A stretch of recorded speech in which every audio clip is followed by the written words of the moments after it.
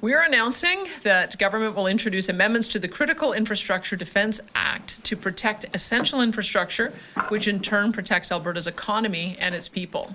Some amendments are focused on the southern border. Earlier this year, we created a 2-kilometer deep zone in Alberta's side of the Canada-US border and deployed the interdiction patrol team to secure it. Now we're moving that zone into the Critical Infrastructure Defence Act, so the definition of essential infrastructure is listed in one place. Alone, this would be just a bit of legislative housekeeping, but the amendments don't stop there. They also designate oil and gas production sites and facilities where emissions data and records are held as essential infrastructure. This amendment to the Critical Infrastructure Defence Act provides an extra tool to safeguard essential infrastructure from interference, and that includes interference from Ottawa.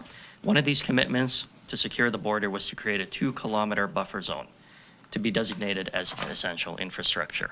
Since then, we've taken swift action to amend the Critical Infrastructure Defence Regulation to designate this border zone as critical infrastructure, with plans to amend the Critical Infrastructure Defence Act this spring. And that's why in the House this afternoon, I will introduce Bill 45, the Critical Infrastructure Defence Amendment Act 2025.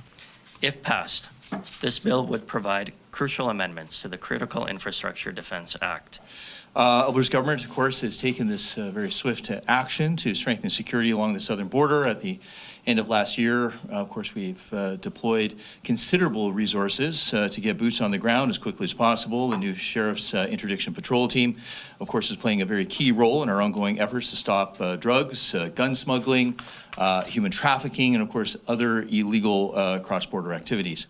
Currently, we have 20 Alberta sheriffs that have been assigned to the IPT patrol to patrol the border between Alberta's 6 southern points of entry, with the 31 remaining sheriffs to be fully deployed, hopefully in the coming months. But why this? I mean, you know, it's the threats are coming from, you know, the tariffs, right?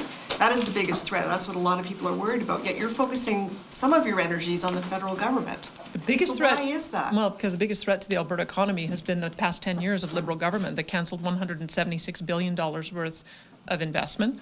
We continue to face threats, whether it's the tanker ban off the West Coast, Bill C-69, which has still not been passed, net zero power regs, net zero cars, net zero buildings, methane caps, emissions caps.